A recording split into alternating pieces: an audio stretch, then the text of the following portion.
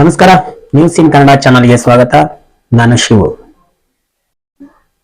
ಈ ದರ್ಶನ್ ಅವರ ಈ ಒಂದು ಪ್ರಕರಣ ಏನಿದೆ, ಇದಕ್ಕೆ ಕೆಲವೊಂದಿಷ್ಟು ಜನ ಸುದೀಪ್ ಅವರು ಏನು ರಿಯಾಕ್ಟ್ ಮಾಡೋದೇ ಇಲ್ಲ ಅಂತ ಅನ್ಕೊಂಡಿದ್ರು.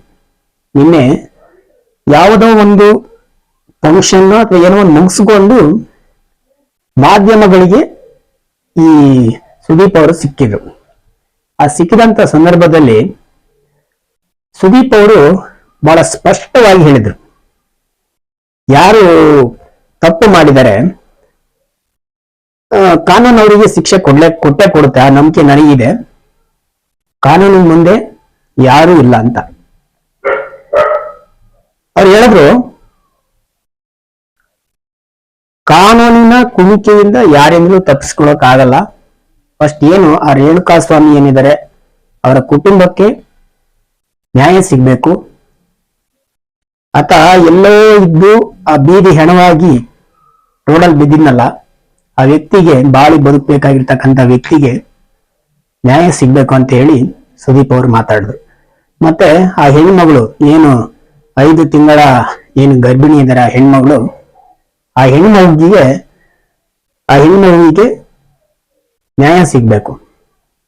ಆಕೆಯ ಹೊಟ್ಟೆಯಲ್ಲಿ ಬೆಳೀತಕ್ಕಂತ ಆ ಮಗುವಿಗೆ ನ್ಯಾಯ ಸಿಗ್ಬೇಕು.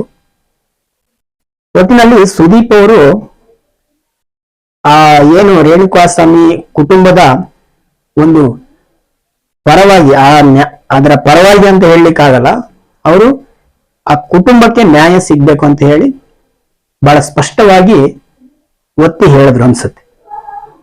ನನಗೆ ತುಂಬಾನೇ ಖುಷಿ ಆಯ್ತು. ಸುದೀಪ್ ಅವರು ಈ ವಿಷಯದ ಬಗ್ಗೆ ಏನು ರಿಯಾಕ್ಟ್ ಮಾಡಲ್ಲ ಅಂತ ಅನ್ಕೊಂಡಿದ್ದೆ. ಯಾಕಂದ್ರೆ ಈ ದರ್ಶನ್ ಅವರು ಬಹುಕಾಲದ ಒಬ್ಬ ಗೆಳೆಯ, ಬಹಳ ಆತ್ಮೀಯ ಗೆಳೆಯ. ಏನು ನಮ್ಗೆ ಚಿತ್ರರಂಗದಲ್ಲಿ ವಿಷ್ಣುವರ್ಧನ್ ಮತ್ತು ಅಂಬರೀಷ್ ಯಾವ ತರ ಕುಚಿಕ್ಕು ಗೆಳೆಯರಾಗಿದ್ರು ಅದೇ ರೀತಿ ಇದ್ದಂತವ್ರು.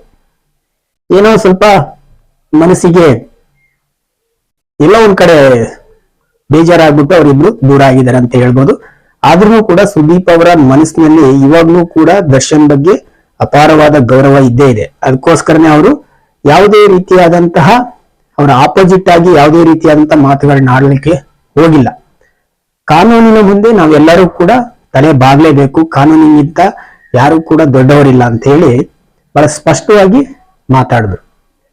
ಅದೇ ರೀತಿಯಾಗಿ ಈ ವಿಷಯಕ್ಕೆ ಸಂಬಂಧಪಟ್ಟಂತೆ ನಟಿ ರಮ್ಯಾ ಅವರು ಕೂಡ ಫಸ್ಟ್ ಚಿತ್ರರಂಗದಲ್ಲಿ ರಿಯಾಕ್ಟ್ ಮಾಡಿದಂತಹ ವ್ಯಕ್ತಿ ಅಂತ ಹೇಳಿದ್ರೆ ಅದು ರಮ್ಯಾ.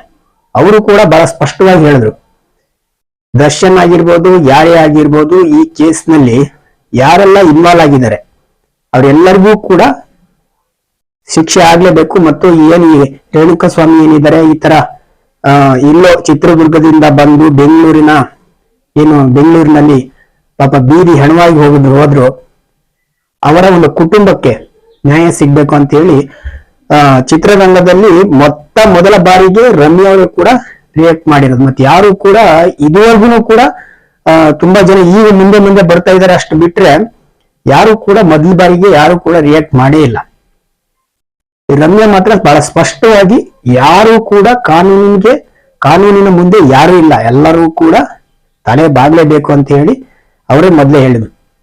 ನಿನ್ನೆ ಏನು ಸ್ಥಳ ಮಾಜೂರಿಗೆ ಅಂತ ಹೇಳ್ಬಿಟ್ಟು ಈ ಪವಿತ್ರ ಗೌಡ ಅವರ ಮನೆಗೆ ಏನು ಕರ್ಕೊಂಡೋಗಿದ್ರು, ಪವಿತ್ರ ಗೌಡ ಅವರ ಈ ಪೊಲೀಸ್ನವ್ರು ಏನು ಮಾಜೂರಿಗೆ ಹೋದಂತ ಸಂದರ್ಭದಲ್ಲಿ ತುಂಬಾನೇ ಅಚ್ಚರಿಗೆ ಒಳಗಾಗಿದ್ದಾರೆ. ಯಾಕಂದ್ರೆ ಒಬ್ಬ ಸಾಧಾರಣ ಕುಟುಂಬದಿಂದ ಬಂದಂತಹ ಒಬ್ಬ ಹೆಣ್ಣುಮಗಳು ಇವತ್ತು ಕೋಟಿ ಬಂಗ್ಲೆಯಲ್ಲಿ ಬದುಕು ಸಾಗಿಸ್ತಾ ಇದ್ದಾಳೆ. ಇದೆಲ್ಲ ಹೇಗೆ ಸಾಧ್ಯ, ಇದರ ಹಿಂದೆ ಯಾರಿದ್ದಾರೆ ಅನ್ನುವಂತಹ ಅನುಮಾನಗಳನ್ನು ಕೂಡ ವ್ಯಕ್ತಪಡಿಸಿದ್ರು. ನೀವು ಅಬ್ಸರ್ವ್ ಮಾಡಿರೋದು ಎಲ್ಲ ಮಾಧ್ಯಮಗಳಲ್ಲಿ ಆ ಏನು ಸ್ಥಳ ಮಹಾಜೂರು ಮಾಡಿ ಹೊರಬರುವಂತಹ ಸಂದರ್ಭದಲ್ಲಿ ಆ ಹೆಣ್ಮಗಳಿಗೆ ಯಾವುದೇ ರೀತಿಯಾದಂತಹ ಸ್ವಲ್ಪನೂ ಕೂಡ ಒಂದು ಮುಜುಗರ ಅಂತ ಏನಿಲ್ಲ, ಆಮೇಲೆ ಸ್ವಲ್ಪನೂ ನಾಚಿಕೆ ಅನ್ನುವಂತಹ ಏನು ಒಂದು ಮನೋಭಾವನೆ ಇಲ್ಲ, ನಗ್ತಾ ಮೆಟ್ಲಿಂದ ಇಳಿದು ಬರ್ತಾ ಇದ್ದಾಳೆ. ನೀವು ಅಬ್ಸರ್ವ್ ಮಾಡಿರ್ಬೋದು, ಎಲ್ಲ ತುಂಬಾ ಮಂದಿ ಅಬ್ಸರ್ವ್ ಮಾಡಿರ್ಬೋದು. ಪಶ್ಚಾತ್ತಾಪ ಅನ್ನುವಂತಹ ಮನೋಭಾವನೆ ಆ ಹೆಣ್ಮಗಳ ಮನಸ್ಸಿನಲ್ಲಿ ಇಲ್ವೇ ಇಲ್ಲ. ಆರಾಮಾಗಿ ಹೋದ್ರು. ಆ ಸ್ಥಳ ಮಾಜೂರು ಮುಗಿಸ್ಕೊಂಡು ಇಳಿದು ಬರುವಂತ ಸಂದರ್ಭದಲ್ಲಿ ನಗ್ತಾ ಬರ್ತಾ ಇದ್ದಾರೆ. ಹಾಗೇನೆ ಬೀಗನ ಹಾಕೊಂಡು ಮತ್ತೆ ಪೊಲೀಸ್ ಕಸ್ಟಡಿಗೆ ಒಳಪಡ್ತಾರೆ. ಈಗಂತೂ ಒಂದು ಸ್ಪಷ್ಟವಾಗುತ್ತೆ, ಈ ಕೇಸಿನಲ್ಲಿ ಈ ಪವಿತ್ರ ಗೌಡ ಅವರಿಗೆ ಯಾವುದೇ ರೀತಿಯಾದಂತಹ ಒಂದು ಮುಜುಗರ ಆಗಿರ್ಬೋದು, ಆಮೇಲೆ ಪಶ್ಚಾತ್ತಾಪ ಆಗಿರ್ಬೋದು, ಯಾವುದೂ ಕೂಡ ಇಲ್ಲ. ಆಕೆ ಎಕ್ಸ್ಪ್ರೆಷನ್ ಅಲ್ಲೇ ಹೇಳ್ಬೋದು. ಆದ್ರೆ ದರ್ಶನ್ ಅವರು ಎಲ್ಲೋ ಒಂದ್ ಕಡೆ ನಾನು ಈ ರೀತಿ ತಪ್ಪುಗಳನ್ನ ಮಾಡಬಾರ್ದಾಗಿತ್ತು, ನಾನು ಕಾನೂನನ್ನು ಕೈಗೆ ತಗೊಂಡ್ಬಿಟ್ಟೆ, ಒಂದು ಕ್ಷಣ ಯೋಚನೆ ಮಾಡ್ಬೇಕಾಗಿತ್ತು ಅಂತ ಹೇಳಿ ಈಗೀಗ ಅನಿಸ್ತಾ ಇರಬೇಕು. ಯಾಕಂದ್ರೆ ಒಂದು ಸಣ್ಣ ಉಗ್ರಲ್ಲಿ ಹೋಗ್ತಕ್ಕಂತ ಏನು ಉಗ್ರಲ್ಲಿ ಹೋಗ್ತಕ್ಕಂತ ವಿಷಯವನ್ನ ನಾವ್ ಏನ್ ಮಾಡ್ತೀವಿ, ಈ ಕೊಡ್ಲಿ ತಗೊಂಡು ಹೊಡೆದ್ರು ಅಂತ ಹೇಳ್ತಾರಲ್ಲ, ಆ ರೀತಿ ದರ್ಶನ್ ಅವರು ಮಾಡ್ಕೊಂಡಿದ್ದಾರೆ. ಇದು ತುಂಬಾನೇ ದೊಡ್ಡ ಅಪರಾಧ ಅಂತಲೇ ಹೇಳ್ಬೋದು. ಆದ್ರೆ ಕಾನೂನಿಗೆ ಯಾರೂ ಕೂಡ ವಿರುದ್ಧವಾಗಿ ಹೋಗ್ಲಿಕ್ಕಾಗಲ್ಲ, ತಲೆ ಬಾಗ್ಲೇಬೇಕು. ಅದೇ ರೀತಿಯಾಗಿ ದರ್ಶನ್ ಅವರು ಎಲ್ಲಾ ರೀತಿಯಾದಂತಹ ಏನು ಇನ್ವೆಸ್ಟಿಗೇಷನ್ ಮಾಡ್ತಾರೆ ಅದೆಲ್ಲದಕ್ಕೂ ಕೂಡ ಸಹಕರಿಸ್ತಾ ಇದ್ದಾರೆ. ಮುಂದೆ ಕೋರ್ಟ್ ಅಲ್ಲಿ ಏನ್ ಡಿಸೈಡ್ ಆಗುತ್ತೆ ಅನ್ನೋದನ್ನ ನಾವೆಲ್ಲರೂ ಕಾದ್ ನೋಡೋಣ. ಇದಾಗಿತ್ತು ಇವತ್ತಿನ ನ್ಯೂಸ್. ಕ್ಷಣ ಕ್ಷಣದ ಮಾಹಿತಿಗಾಗಿ ಚಾನಲ್ ಅನ್ನು ವಾಚ್ ಮಾಡ್ತಾ ಇರಿ. ನಮಸ್ಕಾರ.